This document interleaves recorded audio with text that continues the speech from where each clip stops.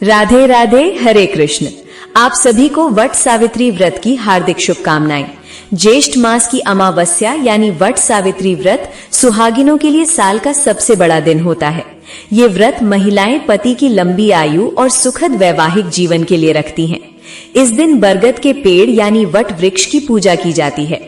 साल 2026 में ये व्रत बेहद खास होने वाला है, क्योंकि इस बार बन रहा है शनि अमावस्या का एक अत्यंत दुर्लभ संयोग। आज के इस वीडियो में हम जानेंगे व्रत की सही तारीख, शुभ मुहूर्त, पूजा की सरल विधि और वो पौराणिक कथा जिसने यमराज को भी झुकने पर मजबूर कर दिया। वीडियो के अंत में मैं आपको एक ऐसा विशेष उपाय बताऊंगी जो इस शनिवार वाली अमावस्या पर आपके पति की तरक्की के द्वार खोल देगा। तो आइए जानते हैं। इस बार अमावस्या तिथि का प्रारंभ 16 मई 2026 शनिवार को सुबह 5:11 से होगा और अमावस्या का समापन 17 मई 2026 रविवार को रात 1:30 पर होगा। उदया तिथि के अनुसार इस बार वट सावित्री का व्रत 16 मई 2026 शनिवार को रखा जाएगा।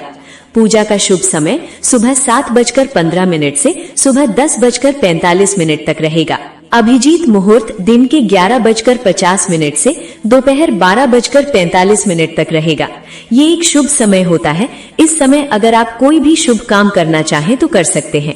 गोधूली मुहूर्त शाम 7:04 से शाम 7:27 तक और राहु काल सुबह 8:54 से 10:36 तक रहेगा। ये अशुभ समय होता है। इस समय कोई भी शुभ कार्य करने से बचना चाहिए। इस बार शनिवार होने से ये शनि अमावस्या भी है, जिससे इस व्रत का फल कई गुना बढ़ गया है। शास्त्रों के अनुसार वट वृक्ष की जड़ों में ब्रह्मा, तने में विष्णु और शाखाओं में महादेव का वास होता है। विज्ञान की दृष्टि से भी बरगद सबसे ज्यादा ऑक्सीजन देने वाला और दीर्घायु पेड़ है। जैसे ये पेड़ सदियों तक अडिग रहता है, वैसे ही सुहागिनें अपने सुहाग की लंबी आयु के लिए इसकी पूजा करती हैं। आइए अब जानते हैं पूजा विधि के बारे में।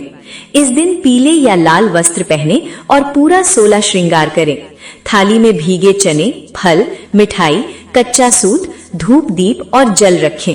वट वृक्ष की जड़ में जल अर्पित करें और चंदन का तिलक लगाएं। कच्चे सूत को पेड़ के चारों ओर लपेटते हुए 7, 11 या 108 बार परिक्रमा करें।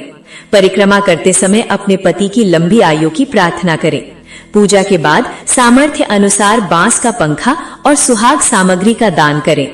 वट सावित्री व्रत कथा के अनुसार मद्र देश की राजकुमारी सावित्री ने सत्यवान से विवाह किया, जिनके बारे में नारद मुनि ने कहा था कि उनकी आयु केवल 1 वर्ष शेष है। सावित्री विचलित नहीं हुई। जब मृत्यु का समय आया तो यमराज सत्यवान के प्राण लेकर जाने लगे। सावित्री भी उनके पीछे पीछे चलने लगी। यमराज ने उन्हें वापस जाने को कहा, लेकिन सावित्री के धर्म और तर्कों से प्रसन्न होकर यमराज ने उन्हें 3 वरदान मांगने को कहा। सावित्री ने बड़ी चतुराई से अपने ससुर की आंखों की रोशनी, खोया हुआ राज्य और अंत में 100 पुत्रों की माता होने का वरदान मांग लिया।